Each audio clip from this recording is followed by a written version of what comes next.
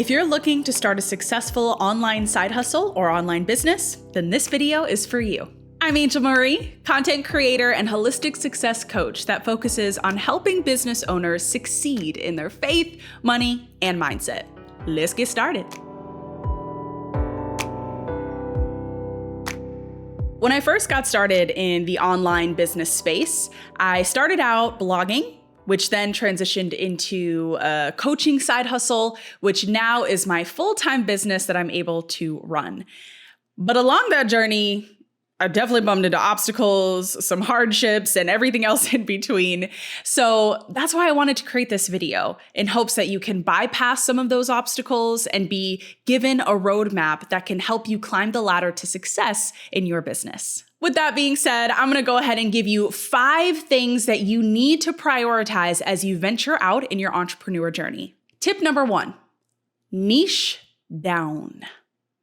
The term niching down refers to getting very specific in 3 key areas: who you are, how you help people, and who exactly it is that you serve. What is that ideal target audience? Niching down is incredibly important for your business's brand messaging and overall communication.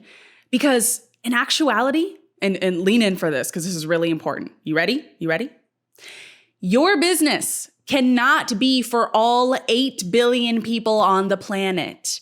You have to get more specific. If you're way too broad and you try to be everything for everyone, then you might end up confusing people, you might end up turning them away, and you're not getting specific enough with exactly who it is that you serve and what you do. Have you ever been to a restaurant where their menu has burgers, Italian food, Indian food, they got some sushi up in there, they got some seafood up in there, and it's not good. It's convenient because there's so many options and they can cater to all different kinds of people's and their food interests, but they don't specialize in one core food type, which means that not all of their attention is going to that core food type because it's going to all the different varieties of foods that they want to put on their menu. The same concept applies to business. Get more specific. This is going to help your brand rather than hurt it. For example, I could easily say that I help people with their marketing, but instead, I should say that I help online business owners with social media and email marketing. You see how much more specific that is? This helps me target a specific audience and helps position myself as an authority in my industry. The more of an authority that you are in your industry, the more trust that you build with your target audience. And the more trust that you build with them, the more likely you're going to be able to generate more sales from clients, students, or customers in your business. Let's move on to tip number 2. This one is being consistent on one social media platform. Keywords there are consistent and one. Just one social media platform. I know that in today's world, when you venture off into entrepreneurship, it feels like you need to be in all of the spaces all the time just to get your brand and story out there. And although eventually you're going to want to be in more than one space in order to expand your brand, right now, just focus on one. Nail down being consistent on one. Become an expert in your content strategy on one and grow from there. Now, when it comes to choosing which one of those social media platforms you're going to use, it all comes down to 2 things. 1, what your niche is, which is what we talked about previously, and 2, where your audience hangs out online. You can find the answers to those questions by just doing some research and really internally analyzing yourself of where you want to be. So think about what social media platform do you have the most fun in, and think about your audience type, their age, their gender, what they like, what they don't like. This can really help you get a hold of what spaces that you should be in. So for example, I do not like Facebook right now. So I don't really use Facebook, right? I want to be in the places that I actually enjoy.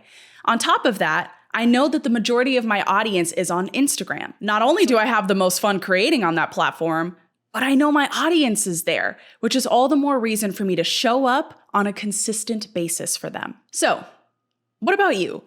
If your audience is women between the ages of 30 and 50, Facebook might be the best platform for you to learn to be consistent on. But if your audience is influencers between the ages of 16 and 25, then your platform of choice might just be TikTok or Instagram. Analyze a social platform, analyze your niche, and together this will help you pave the way on choosing the one social media platform to be consistent on. And here's one more thing that I want to make sure that you are fully aware of. Okay, this is a lean in moment. You ready? Lean in. Consistency does not mean frequency. Meaning you don't need to post 7 times a day in order to make sure that you're showing up for people and growing on your social media platform.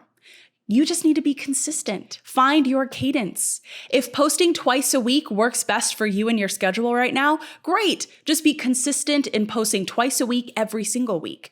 Maybe it's 4 or 5 times a week. Great. Just make sure that you're consistent in that. That's going to help the social media's algorithm see that you are consistent and therefore will push your content to more people on that platform that don't know you yet. On top of that, it's going to show and prove to your audience of when they can expect to hear from you and to learn from you through the content that you create. Find your cadence, find your flow, and your social media content strategy will grow. Oh, I just rhymed. I like when I rhyme and I didn't even plan it, so I'm gonna just do a little dance. Give me 2 seconds. Okay, I'm done. Let's move on to number 3. Implement email marketing. Social media is great for brand recognition and building up an audience, but email marketing is even better when it comes to building those deeper connections and making those sales in your business. Think about it like this. It is so easy for someone to click a follow button. Boom, right there, 1 click. But it's much more intentional for them to type in their entire email address to join your email list. That says something special. That means that you and your business are worth their time and worth the effort for them to give you something as personal as their email address. People don't just give out their email address to anyone, but if they give it to you, that's definitely worth something. So your goal is to, yes, grow your social media account on the platform that you chose so that you can expand your brand, right? Get your brand known, get it out there. But you also want to turn those followers, those social media followers, into email subscribers. And a really simple way to do that is just to create a landing page. A landing page is an email opt-in that encourages people to join your email list based off of the messaging that you put on there. Now, to create that landing page for free, you could use something like ConvertKit. ConvertKit is a creator marketing platform that will help you get the job done. Just go ahead and create a landing page, customize it in the ways that you want to, grab that link, and then from there, you can go ahead and paste that link in your social media bio, your stories, wherever you can link it in publicly to get the word out and get people on your email list. Now, once they're in your email list, you don't just want them to sit there. You want to talk to them, write to them, continue to build trust with them.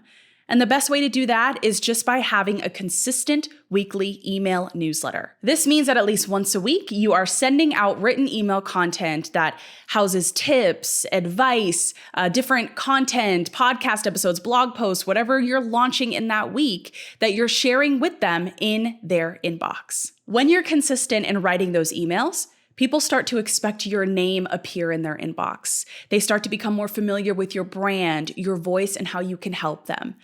And the more consistent you are, the more trust you build, the more clients or customers you'll bring into your business. And by the way, to write and send that email newsletter to your newfound subscribers, that can easily be done in ConvertKit for free too as well. This is something that I do every single week. It works beautifully, so definitely recommend it for you too. Let's move on to tip number 4. This is all about focusing on one high-ticket offer. When I say high-ticket, I'm talking about a product or service that's priced at generally at least $1,000 or more. The reason why you should focus on one high-ticket offer for your business is because you're going to get to your revenue goals much faster than selling lower-ticket items. For example, let's say that your goal is to make $5,000 a month. That means that to get there, you need to find 5 people that are willing to buy your product priced at $1,000. 5 people, $1,000 each, boom, $5,000 made that month. On the other end, if you're selling a product or service at $100, then that means that you need 50 people in that month in order to reach your $5,000 goal. 5 people, 50 people. I mean, definitely the 5 people, right? Now, I'm not saying that you can't sell anything else. If you have an ebook or maybe an event that you're selling, oh, Nova wants to say hi. Come here, baby. Quick break. Say hi. This is my little nugget here. She's the sweetest little baby ever. Okay, back to business. But like I was saying, if you have other products or services that you want to sell, that's totally fine. My point is that the core focus of your business when it comes to selling should be that high ticket offer. Just make sure that it's of high value, has tons of educational content that's going to bring transformative results to your audience, and watch your business grow over time. Last but not least, let's get into tip number 5. This one is so important. Serve your audience before you sell to them. I'm gonna say that one more time because it's so important. Serve your audience before you even think about selling to them. There's been so many times where I've had conversations with aspiring entrepreneurs who are so money-minded. And it's because they have goals, which I totally understand. You want to leave your 9 to 5, you want to take care of your family, you want to be financially independent. I totally understand, and I'm in that same space too. But if you lead with a money mentality, it becomes inauthentic and people can feel that. People want to feel seen, heard, and understood by you. And the best way for you to be able to give them that is just serving first. Have a serving mentality, not a money mentality first. When you serve first, this means that you're showing up selflessly. And this goes back to the tips that I gave previously. You're showing up consistently on that one social media platform. You're showing up consistently within that email newsletter. And in those pieces of content, you're giving tips, advice, inspiration, education. You're just giving that for free because that's a really great way to build a connection, to generate an impact before you even ask for $1 out of their pocket. You do this, you're gonna build more trust. And what does trust lead to? More clients and customers for your business in the long run. If you're just now starting an online business or growing your current one, implementing these 5 key focus areas that we talked about are gonna be so essential to your overall growth. I know the online world can feel so noisy and overwhelming and overbearing. I also know that there are so many people out there that are vying for people's attention too, right? There's heavy competition out there. But I want you to remember something. You're a unique individual. You have your own DNA, you have your own personality, you have your own teaching style that nobody else has. And that's something truly special. That is one of the biggest things that you could ever give to the world, is showing up as who God made you to be and going all in with the business idea that you have. All for the purpose, remember, not just to make money, but to make an impact in people's lives.